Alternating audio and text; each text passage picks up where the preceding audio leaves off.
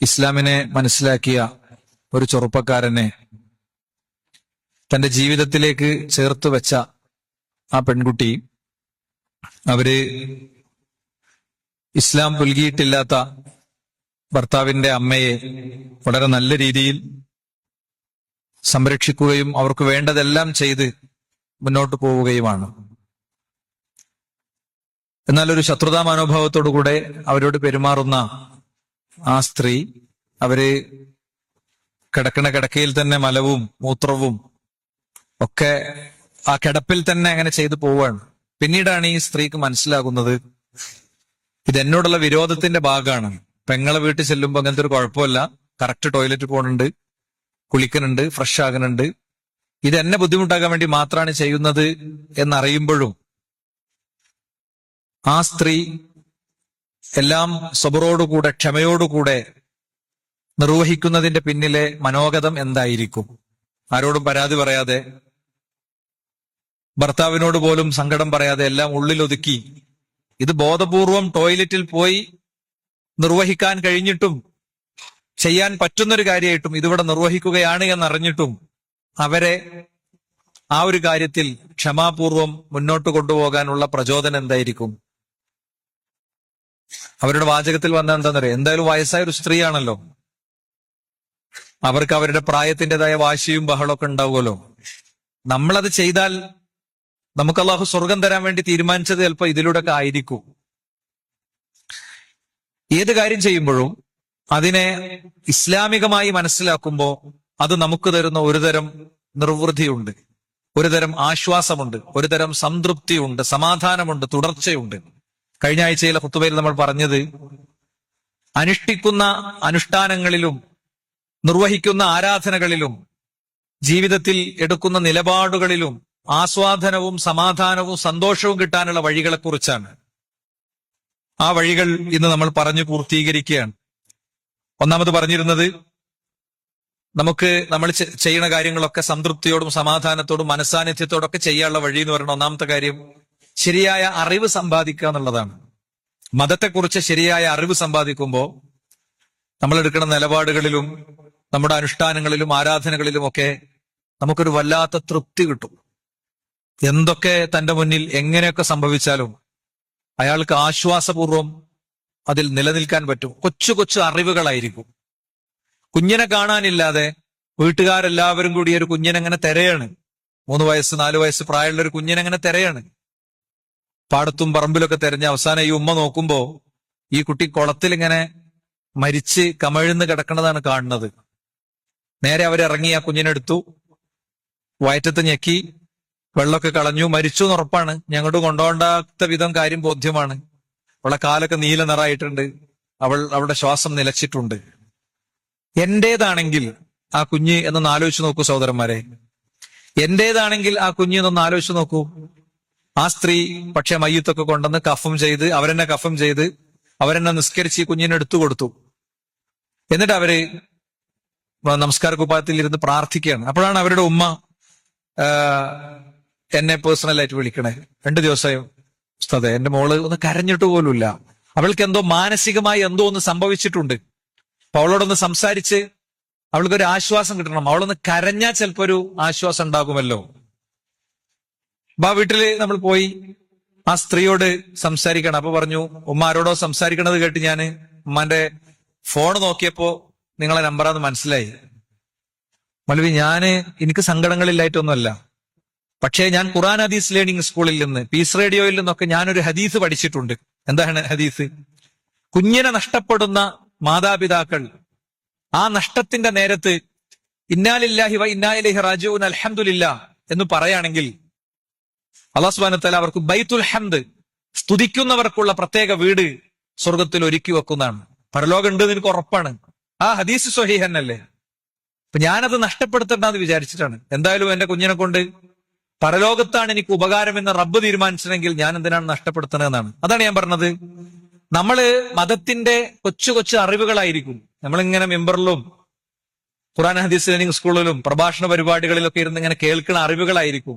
പക്ഷെ അത് നമ്മളുടെ ജീവിതത്തിൽ അത് ഉപകാരപ്പെടുന്ന ഒരു പെയിൻ കില്ലറിനേക്കാളും ശക്തമായ ഉപകരണമായി അത് മാറുന്ന, ഉപകാരമായി അത് മാറുന്ന ഒരു നേരമുണ്ടാകും. അതാണ് ഞാൻ പറഞ്ഞത്, അറിവും പഠനവുമാണ് ഒരു വ്യക്തിക്ക് അയാളുടെ ജീവിതത്തിൽ ഈ ആസ്വാദനവും ഈ തിരിച്ചറിവും കിട്ടാൻ ഏറ്റവും പ്രധാനപ്പെട്ട ഒന്ന്.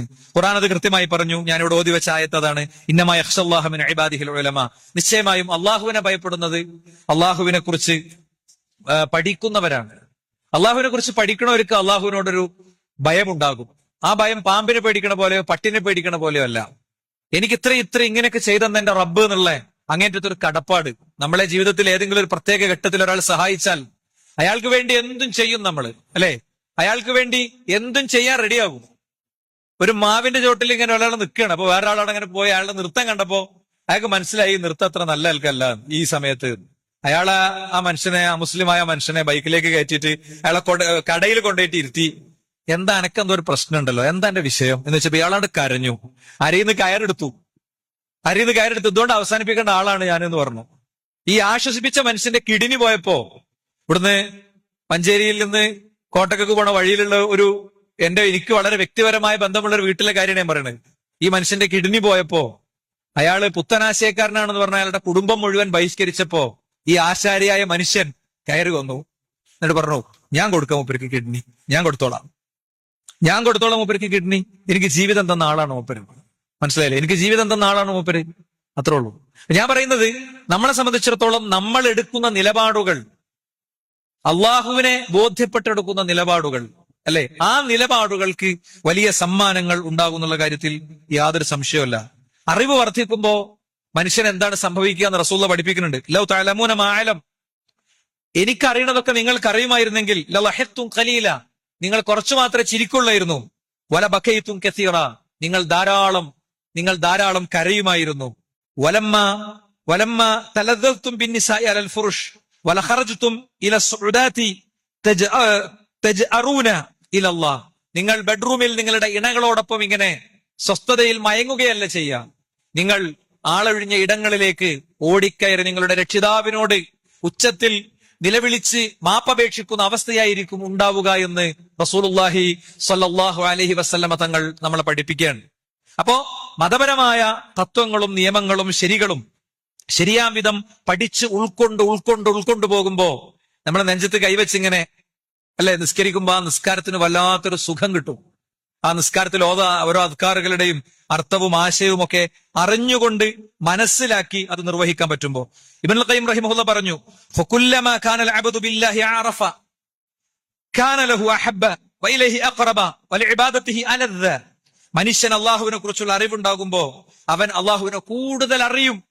അവൻ എന്താണ്, അവൻ എത്രത്തോളം അള്ളാഹു അലീമാണെന്ന് പറയുമ്പോ അള്ളാഹുവിനെ എത്രത്തോളം അറിയാം. എന്റെ കൂടെ എന്റെ റബ്ബ് ഉണ്ടല്ലോ, പിന്നെന്താ എനിക്ക് പ്രശ്നം എന്നുള്ള ഒരു മനോനിലയിലേക്ക് അവൻ എത്തും. അതുപോലെ തന്നെ ഏറ്റവും പ്രിയപ്പെട്ടത് റബ്ബായി മാറും. എനിക്ക് ഏറ്റവും പ്രിയപ്പെട്ടത് എന്റെ റബ്ബാണ്, മറ്റാരെക്കാളും എന്നെ സ്നേഹിക്കുന്നത് എന്റെ റബ്ബാണ്, എന്റെ രക്ഷിതാവാണ് എന്ന മനോനിലയിലേക്ക് അവൻ എത്തുന്ന ഒരു സാഹചര്യം ഉണ്ടാകും. അപ്പൊ എന്ത് ചെയ്യും? ഓരോ മേഖലയിലും കൃത്യമായി നിഷ്ഠയുള്ള ഒരു വിശ്വാസിയായി അവൻ മാറണ ഒരു സാഹചര്യം ഉണ്ടാകും. നമ്മളെ പള്ളിയിൽ എന്തെല്ലാം പഠന സദസ്സുകളുണ്ട്. ഇൻഷാ അല്ലാഹ് ഈ ചൊവ്വാഴ്ച മജ്ലിസുൽ ഇൽമ നടക്കുന്നുണ്ട്. മുഅ്ജിസത്തും കറാമത്തും എന്നുള്ളതാണ് വിഷയം. മുഅ്ജിസത്തും കറാമത്തും ഒക്കെ ശരിക്കും അതിലൂടെ അങ്ങനെ നമ്മളിങ്ങനെ പഠിച്ചു പോയാൽ പടച്ചോന്റെ സഹായങ്ങൾ പെയ്തിറങ്ങുന്നത് നമുക്ക് ഇങ്ങനെ മനസ്സിലാവും. പടച്ച റബ്ബിന്റെ സഹായങ്ങൾ പെയ്തിറങ്ങുന്നത് നമുക്ക് ഇങ്ങനെ മനസ്സിലാകും. ഏത് വ്യക്തിക്കും അള്ളാഹുവോട് അയാൾ അടുക്കുമ്പോ ഒരിക്കലും പ്രതീക്ഷിക്കാത്ത വലിയ സഹായങ്ങൾ അയാൾക്ക് കിട്ടും. അതിനാണ് കറാമത്ത് എന്ന് പറയുന്നത്. അയാൾ പോലും അറിയണില്ലത്, അയാൾക്ക് പോലും അറിയില്ലത്. അപ്പോ ആ ഒരു പരിപാടി ഞാൻ ഇതിന്റെ അനുബന്ധമായി ഉണർത്തുകയാണ്. അതേപോലെ മതപരമായി നമ്മൾ ഭയങ്കര തിരക്കുള്ള ആളുകൾ, അതുകൊണ്ടാണ് പലപ്പോഴും പഠിക്കാൻ പറ്റാത്തത്, അല്ലെ? രാവിലെ നേരത്തെ ഇറങ്ങും, രാത്രി വൈകി വീട്ടിലെത്തും, പിന്നെ തളർച്ചയായിരിക്കും. പലപ്പോഴും അതല്ലേ നമ്മളെ പ്രശ്നം. നമ്മൾ നിസ്കാരത്തിൽ ഓതുന്ന സൂറത്തിന്റെ പോലും അർത്ഥം നമുക്ക് അറിയാത്തതിന്റെ കാരണം എന്താ? പഠിക്കാൻ നേരല്ല എന്നുള്ളതാണ്. പക്ഷെ നമ്മൾ ബോധപൂർവം ഒരു സമയം നിശ്ചയിച്ച് കാര്യങ്ങൾക്ക് ശ്രമിക്കുകയാണെങ്കിൽ, ഇപ്പൊ പീസ് റേഡിയോ ഞാനൊക്കെ വർക്ക് ചെയ്യുന്ന ഒരു ടീം വർക്കാണ്. ഒരുപാട് ആളുകൾ അത് ഉപയോഗപ്പെടുത്താറുണ്ട്. നിങ്ങൾക്ക് നിങ്ങളുടെ കാറിൽ ഓൺ ആക്കിയിട്ടിടാം. ജമീല് ഓൺലൈൻ ലൈബ്രറി, ഇഷ്ടംപോലെ സ്പീച്ചുകൾ, ഓരോ സന്ദർഭത്തിനനുസരിച്ച് കാര്യങ്ങൾ നമ്മൾ നോക്കിയാൽ നമുക്ക് ഇങ്ങനെ കിട്ടും.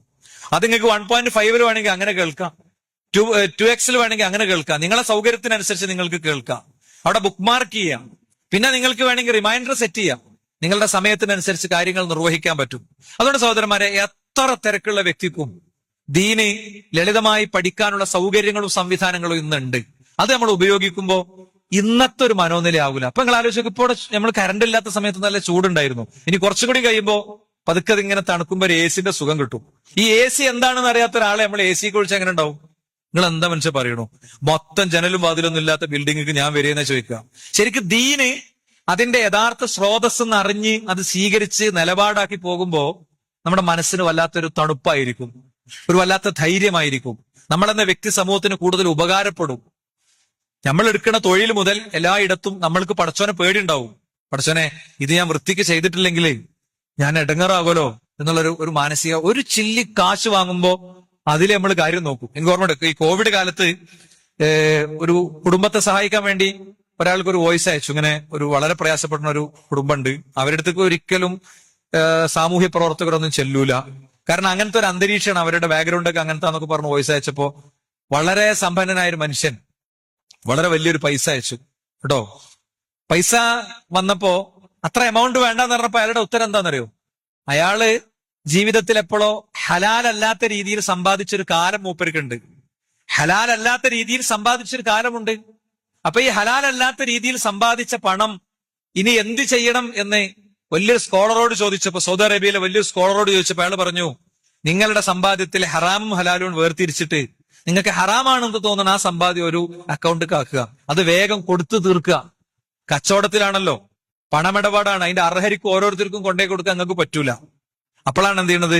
അയാൾ അതിനെ ശുദ്ധീകരിക്കണത്. എന്നിട്ട് അയാൾ എന്നോട് പറഞ്ഞ വാചകം തരും, മൗലവി ഞാനത് ശുദ്ധീകരിച്ചപ്പോ തന്നെ എന്റെ അടുത്ത് എത്രങ്ങാനും പൈസ ഉണ്ട്, ഞാൻ ഈ പൈസ കൊണ്ടൊക്കെ കൂടെ എന്താ ചെയ്യാൻ പോണത്?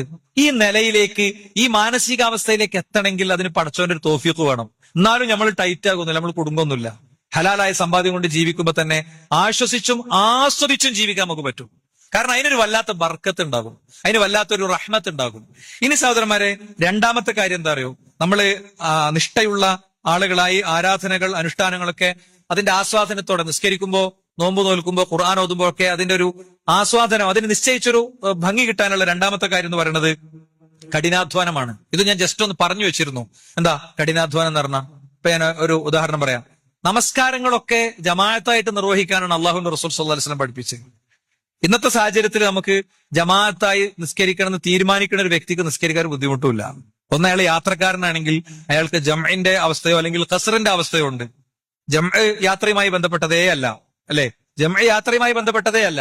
അത് ഏത് ഘട്ടത്തിലും ആവശ്യമുണ്ടെങ്കിൽ നമുക്ക് ജംഇ നിർവഹിക്കാൻ പറ്റും. അത് നമ്മള് അതിന്റെ ഒരു പശ്ചാത്തലം പരിഗണിച്ച് നിർവഹിക്കേണ്ടതാണ്. അപ്പൊ അങ്ങനെയൊക്കെ നമുക്ക് സാധിക്കും കേട്ടോ, ഒക്കെ സാധിക്കും. 15 വർഷമായിട്ട് ഓട്ടോ പാർക്കിൽ ജോലി ചെയ്യണ ഒരു മനുഷ്യൻ, അയാളെ യാദൃശികമായ വാചകത്തിൽ എന്തറിയോ? എനിക്ക് ഈ 15 വർഷത്തിനിടക്ക് ഒരു ജമാഅത്ത് നിസ്കാരം നഷ്ടപ്പെട്ടിട്ടില്ല, അതുകൊണ്ടാണ് ഈ തൊഴിൽ ഞാൻ എടുക്കുന്നത് എന്നാണ്. ഒരാളുടെ ഉള്ളിൽ അങ്ങനത്തെ ഒരു തീരുമാനം ഉണ്ടെങ്കിൽ പടച്ചോൻ അത് നടപ്പിലാക്കാൻ അയാൾക്ക് സഹായം ചെയ്തു കൊടുക്കും. അല്ലെന്താ സംശയമുള്ള? ഇന്ന് ഇഷ്ടംപോലെ പള്ളികളുണ്ട് നമ്മൾ യാത്ര ചെയ്യുന്ന വഴികളിലൊക്കെ, സ്ഥിരമായി യാത്ര ചെയ്യുന്ന വഴികളിലൊക്കെ ഉള്ള ആ പള്ളികളിൽ എത്തുമ്പോ ജമാഅത്തായി നിർവഹിച്ചു തുടങ്ങുമ്പോ കിട്ടുന്ന ഒരു തൃപ്തിയുണ്ട്, അത് വേറെ തന്നെയാണ്. നമ്മൾ ഈ വക്തിന്റെ അവസാനം ഒരു പള്ളിയിൽ പാഞ്ഞു കയറി അതിന്റെ ഏറ്റവും അവസാനത്തെ സൊഫില് ഇല്ല ഒരു മറയൊന്നുമില്ലാതെ അവിടെ ഇങ്ങനെ നിന്ന് കുത്തിമറിഞ്ഞ് എണീറ്റ് പോകുമ്പോ നമുക്ക് നിസ്കരിച്ചു എന്നുള്ളൊരു തോന്നലുണ്ടാവുന്നല്ലാതെ അതുകൊണ്ട് കിട്ടേണ്ട ഉപകാരങ്ങൾ പലപ്പോഴും കിട്ടുന്നില്ല എന്നുള്ളതൊരു സത്യമാണ്. ഇനി നിങ്ങൾ നോക്ക്, വിശുദ്ധ ഖുർആൻ അത് പറഞ്ഞു, വല്ലദീന ജാഹദൂ ഫീനാ ലനഹ്ദിയന്നഹും സുബുലനാ. നമ്മുടെ മാർഗത്തിൽ ആരാണോ പരിശ്രമിച്ച് മുന്നോട്ട് വരുന്നത് അവർക്ക് അവരുടെ വഴി നമ്മൾ എളുപ്പാക്കി കൊടുക്കും. കൊച്ചു തടസ്സങ്ങൾ പറഞ്ഞ് നമ്മൾ പലതിനും പോകുന്നില്ല. നിങ്ങൾ നോക്കി, ഇസ്ലാമിൽ കൊച്ചു തടസ്സങ്ങൾ പറഞ്ഞിരിക്കുകയാണെങ്കിൽ എന്തെങ്കിലും ബദർ ഉണ്ടാകുമോ? ബദറിലേക്ക് ആരെങ്കിലും പുറപ്പെടുമോ? അവർക്ക് പുറപ്പെടാൻ ആവശ്യമായ ഒന്നും അവരുടെ കയ്യിലില്ല, ഒന്നും അവരുടെ കയ്യിലില്ല. യാത്രാവാഹനങ്ങളില്ല, സൗകര്യങ്ങളില്ല, ഒന്നുമില്ല. പക്ഷെ എല്ലാം അഡ്ജസ്റ്റ് ചെയ്ത് അവർ പുറപ്പെട്ട് ചെന്നപ്പോൾ അല്ലാഹു സുബ്ഹാനഹു വ തആല അവർക്ക് വലിയ വിജയം കൊടുക്കുന്നതാണ് ചരിത്രത്തിൽ നമ്മൾ കാണുന്നത്. അതുകൊണ്ട് തന്നെ നമ്മൾ രണ്ടാമത്തെ കാര്യം, ശക്തമായ പരിശ്രമം നമ്മുടെ ജീവിതത്തിൽ ഉണ്ടാവുക എന്നുള്ളതാണ്. നിങ്ങൾ അബ്ദുല്ലാഹിബ്നു ഉമ്മ മക്തൂമിനെ മാത്രം എടുത്തു നോക്ക്.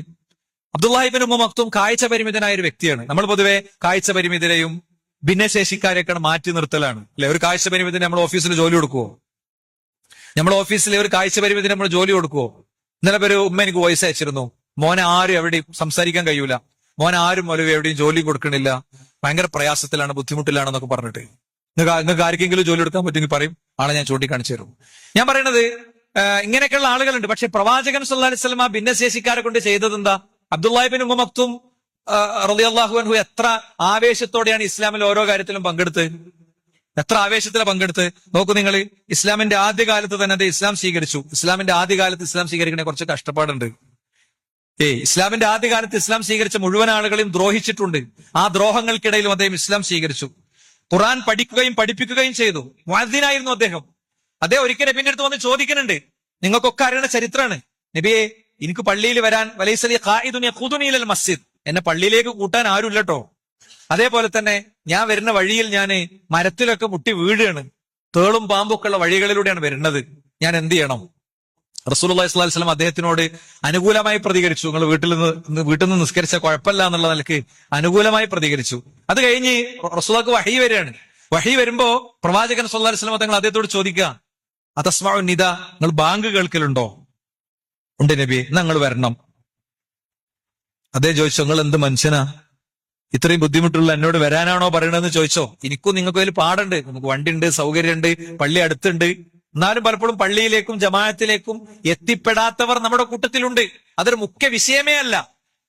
ഇന്നലെ രാത്രി എടുത്ത അതേ തുണിയിൽ, അല്ലെ, ഇന്നലെ രാത്രി എടുത്ത അതേ തുണിയിൽ നമ്മളെ ബെഡിന്റെ അപ്പുറത്ത് നല്ലൊരു മുസല്ലൻ വിരിച്ചിട്ട് കുത്തിമറിഞ്ഞ് എണീറ്റ് അവിടെ തന്നെ കടന്ന് നമ്മളെ നിസ്കാരായി. ഇത് പടച്ചോ എടുക്കുമോ നമ്മൾ നല്ലോണം ആലോചിക്കണം.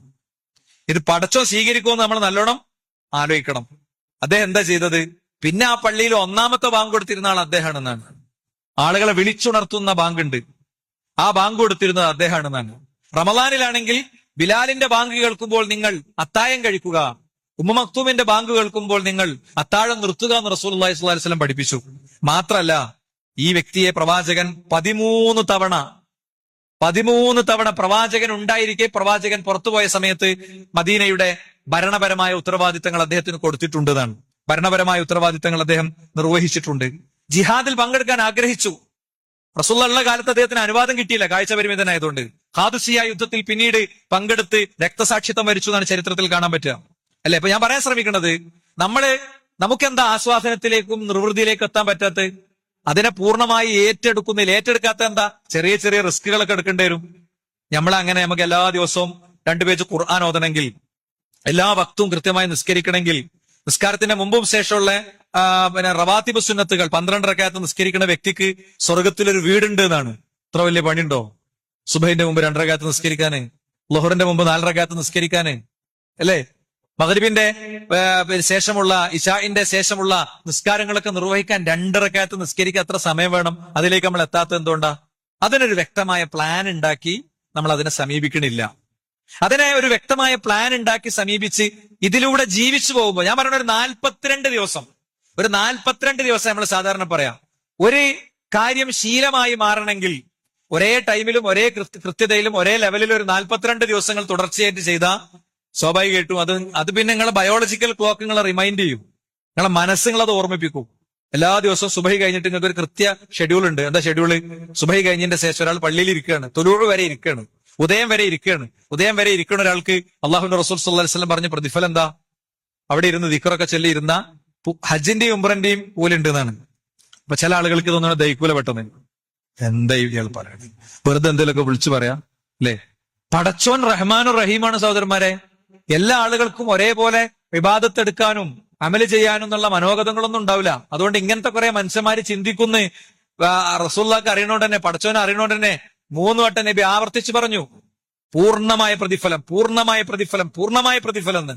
നിങ്ങൾ ആലോചിച്ച് നോക്ക്, ലോകത്ത് ഹജ്ജും ഉംറയും സ്വപ്നം കാണുന്ന എത്ര മനുഷ്യന്മാരുണ്ട്. അവർക്ക് ഒരിക്കലും പോകാൻ കഴിയൂല. അവർക്ക് വേണ്ടി പടച്ചോൻ, അവർക്ക് വേണ്ടി മാത്രമല്ല, എല്ലാവർക്കും, ബാക്കിയുള്ളവർക്ക് പരീക്ഷണം, അവർക്കുള്ള അവസരം, അല്ലെ? ബാക്കിയുള്ളവർക്ക് പരീക്ഷണം, അവർക്കുള്ള അവസരമാക്കി കൊടുത്തതാണ്. ഞാൻ പറയണ എല്ലാ ദിവസവും കഴിഞ്ഞോളുന്നില്ല. ആഴ്ചയിലെ നിശ്ചിത ദിവസം നമ്മൾ അത് ചെയ്യുന്നു, കുറച്ചു നേരം ഖുർആൻ ഓതുന്നു, അദ്കാർ സ്വഭാവം ചൊല്ലുന്നു. ഇങ്ങനെ ഒരു കറക്റ്റ് ഒരു ടൈം ഇട്ട് പരമാവധി മൊബൈൽ ഫോൺ നമുക്ക് പോകാതെ നിങ്ങളൊന്ന് ശീലാക്കി നോക്ക്. അതിനെ ഞാൻ പറഞ്ഞത് കഠിന പ്രയത്നം വേണ്ടി വരും. 80 കിലോ വെയിറ്റ് ഉള്ള ഒരാള് 40 കിലോ ആക്കി ചുരുക്കാൻ വേണ്ടി അയാൾ ജിമ്മിൽ പോയിട്ട് എന്തൊക്കെ പരിപാടി എടുക്കണ്, എന്തൊക്കെ സാധനം വെക്കണ് താഴ്ത്തണ്. പറഞ്ഞതിന്റെ അർത്ഥം പോണ്ടെന്നല്ല, ജിമ്മിൽ പോണം, ശരീരം ശരിയാക്കണം, അതിലൊന്നും എനിക്ക് അഭിപ്രായ വ്യത്യാസമല്ല കേട്ടോ, അതിലൊന്നും അഭിപ്രായ വ്യത്യാസമല്ല. അതൊക്കെ അതിന്റെ കോലത്തിലും ചെയ്യലും നിർവഹിച്ച് പോണവർക്ക് അതിന്റെ ഗുണങ്ങളുണ്ടാവും, വേറെ വിഷയമാണ്. ഞാൻ പറയണത്, അയാൾ എന്തൊക്കെ പരിശ്രമങ്ങൾ നടത്തുന്നുണ്ട്. നമ്മുടെ ജീവിതത്തിന് വെള്ളിയാഴ്ചയിലെ ജുമഴയും അതേപോലെ തന്നെ ഓടിക്കയറി നിസ്കരിച്ച് പാഞ്ഞിറങ്ങണേ, മറ്റേ നിസ്കാരം അല്ലാതെ വേറെ എന്തൊക്കെ ഉണ്ട് നമ്മൾ ശരിക്കും ആലോചിക്കണം. എന്നെ കേൾക്കണേ, ഇനി മുതൽ എന്നെ ഈ സമയം മുതൽ ഈ പള്ളിയിൽ വരുന്ന കുട്ടികളുണ്ടല്ലോ, ഓരോടും കൂടി ഞാൻ പറയണത്, ഒരു ദിവസം പോകും സഹോദര, ഒരു സംശയമല്ല. നമ്മളീ പറയുന്ന സെറ്റപ്പും പരിപാടിയൊക്കെ ഉണ്ടല്ലോ, ഇതൊക്കെ തീർന്ന് ഒന്നും അല്ലാതാകാൻ ഒരു പണിയില്ല. നമ്മൾ ഒന്നും അല്ലാതാകാൻ അല്ലേ? നമ്മൾ ഏതെങ്കിലും ഒരൊറ്റ ഷോർട്ട് സർക്യൂട്ട് മതി, ചെല്ലുമ്പോ കംപ്ലീറ്റ് കത്തി ചാമ്പലായി കിടക്കണ്ടാവും. അത്ര നിസ്സാരമാണ് ദുനിയാവ് എന്ന് പറയുന്നത്. അതിനുവേണ്ടി പാഞ്ഞിട്ട് അവസാനം നമ്മുടെ മയ്യത്വം കൊണ്ട് ആൾക്കൂട്ടം ഇങ്ങനെ പോകുമ്പോ ആൾക്കൂട്ടത്തിന്റെ അങ്ങേ തലക്കൽ ഒരു മയ്യത്ത് ആടി ഉലഞ്ഞ് അത് ഖബറിലേക്ക് ഇറക്കി വെക്കപ്പെടുമ്പോ വലിയ ഒരുപാട് സ്വത്തും പറമ്പും ഒക്കെ അതൊക്കെ വേറുള്ളവരിതായി നമ്മളതല്ലത്. ഈ ഓർമ്മ നമ്മുടെ ഉള്ളിൽ എപ്പോഴും വേണം. അപ്പൊ നമുക്ക് കഠിനമായ പ്രയത്നങ്ങൾക്കുള്ള അവസരം കിട്ടും. ഇനി മൂന്നാമത്തെ ഒരു കാര്യം എന്താ അറിയോ? സുന്നത്ത് വർദ്ധിപ്പിക്കുക എന്നുള്ളതാണ്. സുന്നത്ത് വർദ്ധിപ്പിച്ചുള്ള ഗുണം എന്താ? സുന്നത്ത് വർദ്ധിപ്പിച്ച അള്ള പറഞ്ഞ ഓഫറാണ്. ഒമാ തഖറബ ഇലയ്യ അബ്ദി ബിശൈഇൻ അഹബ്ബ ഇലയ്യ മിമ്മ ഫ്തറദു അലൈഹി. എന്റെ അടിമ എന്നോട് ഏറ്റവും കൂടുതൽ അടുക്കുക എപ്പോഴാ? ഫറലോണ്ട് തന്നെ അടുക്കുക. ഫറല് വൃത്തിക്ക് ചെയ്ത അതുകൊണ്ട് അടുക്കണമാതിരി വേറെ ഒന്നുകൊണ്ട് അടുക്കൂല. ഫറലാണ് ഒന്നാമത്തെ. ഏറ്റവും വലിയ ദിക്ർ എന്താ? ഹറാം ഒഴിവാക്കല ഏറ്റവും വലിയ ദിക്ർ. അള്ളാഹിനെ ഓർത്തിട്ട് ഹറാമുണ്ട് ഒഴിവാക്കുക. ജീവിതത്തിൽ സ്ഥിരമായിട്ട് ചെയ്യുന്ന ചില തിന്മകൾ ഉണ്ടാവും ചില ആൾക്കാർക്ക്, പ്രത്യേകിച്ച് സ്വകാര്യതയിൽ വേറെ വ്യക്തിയായി മാറിയിട്ടുണ്ടാകും അയാള്. അതണ്ട് അവസാനിപ്പിച്ചു. അയാൾക്ക് സ്വർഗം കൊടുക്കാൻ പടച്ചോ സ്വർഗം കൊടുക്കാതെ മതിയാകും. അപ്പോ അള്ളാഹു ഏറ്റവും ഇഷ്ടപ്പെടുന്നത് ഫറലുകളെ കൂടുതൽ വൃത്തിയാക്കിയിട്ട്, ഫറലുണ്ടല്ലോ, ഫറലായി ചെയ്യേണ്ട കാര്യങ്ങൾ അതുകൂടി ഒന്നുകൂടി കൃത്യതയോടെ വൃത്തിയോടെ ചെയ്യലാണ്. പിന്നെന്താണ്? പിന്നെ പറയാ ഒമാ യസാലു അബദിയ തഖറബ ഇലയ്യ എന്ന അടിമ എന്നിലേക്ക് ഇങ്ങനെ അടുത്തോണ്ടിരിക്കും. പിന്നെ വാഫിലി സുന്നത്തുകൊണ്ട് ഓരോ സുന്നത്ത് ജീവിതത്തിലേക്ക് ഇങ്ങനെ വെക്കുമ്പോ അള്ളാഹുലേക്ക് കൂടുതൽ അടുക്കും. എങ്ങനെ അടുക്കും? ഞാൻ അവനെ ഇഷ്ടപ്പെട്ടാൽ പിന്നെ അവന്റെ കാതുകൊണ്ടവൻ മോശമായതൊന്നും കേൾക്കൂല, അവന്റെ നാവ് കൊണ്ടവൻ മോശമായതൊന്നും പറയൂല, അവന്റെ കൈകൾ കൊണ്ടവൻ മോശമായതൊന്നും പിടിക്കൂല, അവന്റെ കാലുകൾ കൊണ്ടവൻ മോശമായതിലേക്കൊന്നും പോകൂല. പടച്ചോനൊരു സ്പെഷ്യൽ ചെങ്ങലിടും. നമ്മളെ കൈകൊണ്ട് വേണ്ടാത്തതൊന്നും സംഭവിക്കൂല. നമ്മൾ സുന്നത്ത് വർദ്ധിപ്പിക്കുമ്പോൾ കിട്ടുന്ന ഒരു ഗുണാണത്. ഈ സുന്നത്ത് വർദ്ധിപ്പിക്കാന് ഒരുപാട് പണിയൊന്നുമില്ല സഹോദരന്മാരെ. ഞാൻ പറഞ്ഞല്ലോ, അതിനൊക്കെ ഒരു ക്രമം ഉണ്ടാക്കി വെച്ചാൽ മതി. ഇപ്പൊ നിങ്ങൾ യാത്ര പോകുകയാണെങ്കിൽ യാത്രയിൽ ചെയ്യാൻ പറ്റിയ എത്ര സുന്നത്തുകളുണ്ട്. എന്ത് രസാ ശരിക്ക് യാത്രയിലെ ദിക്ർ അല്ലെ? നമ്മൾ വണ്ടിക്കാണ് കയറിയിട്ട് താക്കോലൻ കൊടുത്തിട്ട് സുബ്ഹാനല്ലദീ സഖറ ലനാ ഹാദാ വമാ കുന്നാ ലഹു മുഖ്രിനീൻ ചൊല്ലിയോക്കാ നിങ്ങള്. പടച്ചോനെ, ഈ വാഹനം എനിക്ക് ഉണ്ടാക്കി തന്ന നീ എത്ര സൗഭാഗ്യവാനാണ്. നമ്മളിങ്ങനെ പോകുമ്പോ കാണാം, നമ്മളെ ഭാര്യനെയും മക്കളെ കൊണ്ട് വണ്ടിയിൽ ഇങ്ങനെ പോകുമ്പോ കാണാം, ഒരു കുട്ടീനെ ഒക്കത്തും മറ്റൊരു കുട്ടീനെ കയ്യിലും മറ്റൊരു കുട്ടീനെ നോക്കിയിട്ടുമൊക്കെ ഒരു സഹോദരി ഇങ്ങനെ പോണ്ടാവും. അവർക്ക് ഇങ്ങനത്തെ വണ്ടിയില്ല, സൗകര്യമില്ല. നമ്മളെ മുന്നിൽ കാണാം ബൈക്ക് പോണ ഒരാള്, മുന്നിലൊരു കുട്ടീനെയും ഭാര്യനെയും ഒക്കെ കൂടെ. അൽഹംദുലില്ലാ പടച്ചോനെ, എനിക്കൊരു വണ്ടി കിട്ടിയല്ലോ, എനിക്കൊരു സുരക്ഷിതമായ വണ്ടി കിട്ടിയല്ലോ. അങ്ങനെ ഒരു നന്ദി, അങ്ങനെ ഒരു ഫീലിംഗ് നമുക്കുണ്ടോ? എനിക്ക് ആഗ്രഹമുള്ള വണ്ടി എനിക്ക് പറ്റുമ്പോ എനിക്ക് വാങ്ങാൻ പറ്റുന്നുണ്ട് അല്ലേ? ഇനി നിങ്ങൾ നോക്കി, മൂന്നാമത്തെ കാര്യം, മറ്റൊരു ദുആണ് എന്താ അറിയോ? റസൂലുള്ളാഹി സ്വല്ലല്ലാഹു അലൈഹി വസല്ലം പഠിപ്പിച്ച മറ്റൊരു ദുആണ് അല്ലാഹുമ്മ ഇന്നാ നസ്അലുക ഫീ സഫരിനാ ഹാദാ അൽബിറ വത്തഖ്വ വമിനൽ അമലി മാ തർദാ. എന്തൊരു ദുആണത്! പടച്ചോനെ, ഞാൻ പോണ യാത്രയിൽ തഖ്വക്ക് യോജിച്ചതൊക്കെ സംഭവിപ്പിക്കണം. നിങ്ങൾ കണ്ടിട്ടില്ലേ ബസ്സിലൊക്കെ പോകുമ്പോ ഓരോരുത്തരും ഒരുത്തിനെ തോണ്ടി പിടിച്ചു എന്നൊക്കെ പറഞ്ഞ എന്ത് ജാതി അപമാനത്തിലേക്കാ പോകല്. അയാളുടെ അപ്പത്തൊരു തോന്നലോ അയാളുടെ ഒരു ഡിസോർഡർ ആണത്. സിറ്റുവേഷണൽ ഡിസോർഡറുകൾ ഉണ്ടാകും. ചില കോണ്ടെക്സ്റ്റിൽ എത്തുമ്പോൾ, ചില സ്ഥലത്തെത്തുമ്പോ നമുക്ക് ചില ഡിസോർഡർ ഉണ്ടാകും. മെന്റൽ ഡിസോർഡറുകളുടെ വലിയ പട്ടികയുണ്ട്. നിങ്ങളൊന്ന് ഇതൊക്കെ അറിയുന്ന ആളുകൾ ഇവിടെ ഉണ്ട്, ഒന്ന് ഗൂഗിൾ ചെയ്തൊക്കെ കിട്ടും. 100 കണക്കിന് ഡിസോർഡറുകൾ ഉണ്ട്. ഒന്ന് തലന്റെ ഉള്ളിൽ കുടുങ്ങിയാൽ മതി. അള്ളാഹു നമ്മളെ അപമാനങ്ങളിൽ നിന്ന് കാത്തു രക്ഷിക്കുമാറാകട്ടെ. പിന്നെ അല്ലാഹുമ്മ ഇന്നാ നസ്അലുക ഫീ സഫരിനാ ഹാദാ അൽബിറ വത്തഖ്വ വമിനൽ അമലി മാ തർദാ.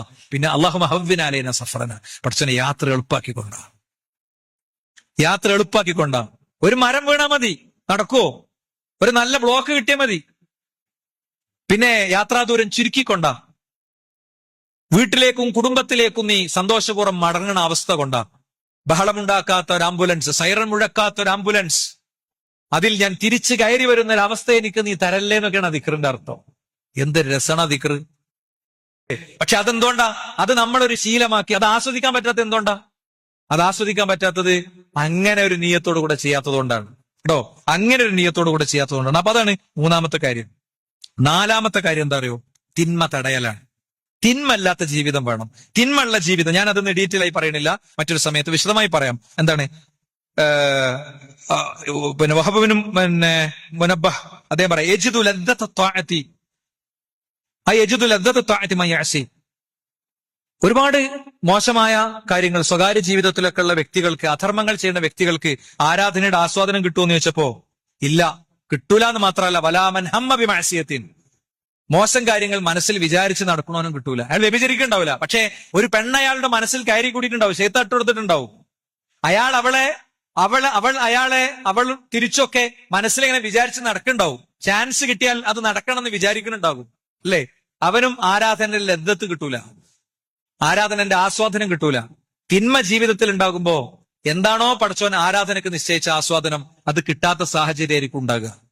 അല്ലാഹു സുബ്ഹാനഹു വ തആല തിന്മകളില്ലാതെ ജീവിക്കുന്ന യഥാർത്ഥ മുഅ്മിനുകളിൽ, മുഖ്ലിസുകളിൽ നമ്മെ ഉൾപ്പെടുത്തുമാറാകട്ടെ.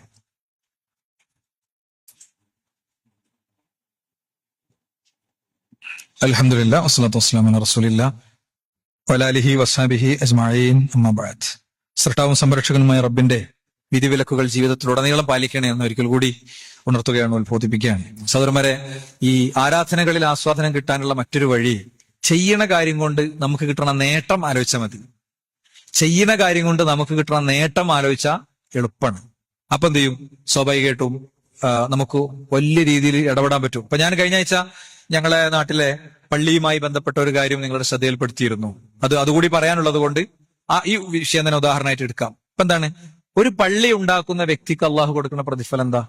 ഒരു പള്ളി ഉണ്ടാക്കുന്ന വ്യക്തിക്ക് മൻ ബനാലില്ലാഹി മസ്ജിദൻ ബനല്ലാഹു ലഹു ബൈതൻ ഫിൽ ജന്ന. ഒരു പള്ളി ഉണ്ടാക്കുന്ന വ്യക്തിക്ക് അല്ലാഹു സുബ്ഹാനഹു വ തആല സ്വർഗ്ഗത്തിൽ ഒരു വീട് കൊടുക്കുന്നതാണ്. നമുക്ക് നമ്മളെ ഭൂമിയിൽ ഒരു വീടുണ്ടാകാൻ നമ്മൾ എത്ര ആഗ്രഹിക്കുന്നുണ്ട്. ആ ഒരു വീടുണ്ടാകണ ആ ഒരു പ്രക്രിയക്ക് നമ്മൾ എത്ര സഹിക്കുന്നുണ്ട്. എന്നാ സഹോദരന്മാരെ, എനിക്ക് സ്വർഗത്തിൽ ഒരു വീട് വേണം എന്ന് നമ്മൾ ആലോചിക്കുന്നുണ്ടോ? അപ്പോ ഓരോരുത്തർക്കും ഓരോ പള്ളി ഉണ്ടാക്കാൻ പറ്റുമോ? അതുകൊണ്ട് ആണ് മനുഷ്യന്റെ മനോഗതങ്ങൾ മുഴുവൻ അറിയണ റബ്ബ് പറയാം, വലോബി മിഫ്ഹസി ഖതാത്തിൻ, ഒരു കുരുവിക്കൂടിന്റെ അത്ര പോകുന്നതാണെങ്കിൽ നിങ്ങൾ ഒരു പള്ളി ഉണ്ടാക്കണം എന്നാണ്. നമുക്ക് വലിയ പള്ളി ഉണ്ടാക്കാൻ ചിലപ്പോൾ പറ്റൂല. ജപ്പാനിലെ സിറ്റിയിൽ, ടൗണിൽ പള്ളി ഉണ്ടാക്കിയ ഷേഖിനെ എനിക്കറിയാം. അദ്ദേഹത്തോട് വ്യക്തിപരമായി ഞാൻ സംസാരിച്ചിട്ടുണ്ട്. കോടികൾ മുടക്കി അദ്ദേഹം പള്ളി ഉണ്ടാക്കിയിട്ടുണ്ട്. എന്താ, പക്ഷെ അത്രയൊന്നും വേണ്ട. ഒരു കുഞ്ഞെ പള്ളി, ഒരു കുരുവിക്കൂടിന്റെ അത്ര പോകുന്ന പള്ളി നിങ്ങൾക്ക് ഉണ്ടാക്കിക്കൂടെ എന്നാ ചോദിച്ചത്. അപ്പൊ അതെന്റെ ഒരു ബാധ്യതയാണെന്ന് മനസ്സിലാക്കിയിട്ട് ബക്കറ്റിൽ ഇടുന്നതും അല്ലാത്തതും തമ്മിൽ വ്യത്യാസം ഉണ്ടാവും. അതല്ലെങ്കിലും എല്ലാ വെള്ളിയാഴ്ചയും ചെയ്യുന്ന ഒരു പണിമാരി എന്ത് ചെയ്യും, എന്തൊരു സാധനം ഇട്ടിട്ട് പോകും. മറിച്ച് ഇത് എനിക്കുള്ള ഇൻവെസ്റ്റ്മെന്റ് ആണ്. ഞാൻ മരിക്കും, എപ്പോഴാ മരിക്കാന്നൊന്നും അറിയില്ല, ഒരു ദിവസം ഞാൻ മരിക്കും. ആ മരിച്ചത് മുതൽക്ക് എന്റെ ഖബറിൽ എനിക്ക് എന്താ ഉണ്ടാകുക? എന്റെ അമല ഉണ്ടാകുക. അമല് രൂപം പ്രാപിച്ചു വരുന്നതാണ്. സൽക്കർമ്മമാണെങ്കിൽ ആ സൽക്കർമ്മം നമ്മുടെ കൂട്ടിനുണ്ടാകും. നല്ല തെളിഞ്ഞ മുഖഭാവത്തോടെ നമ്മളെ കൂട്ടിനുണ്ടാകും. ഖബറിൽ അമല് കൂട്ടിനുണ്ടാകും എന്ന് പറഞ്ഞാൽ അമല് രൂപം പ്രാപിച്ചു വരുന്ന അള്ളാഹുവിന്റെ റസൂൽ സ്വല്ലല്ലാഹു അലൈഹി വസല്ലം പഠിപ്പിക്കുകയുണ്ടായി.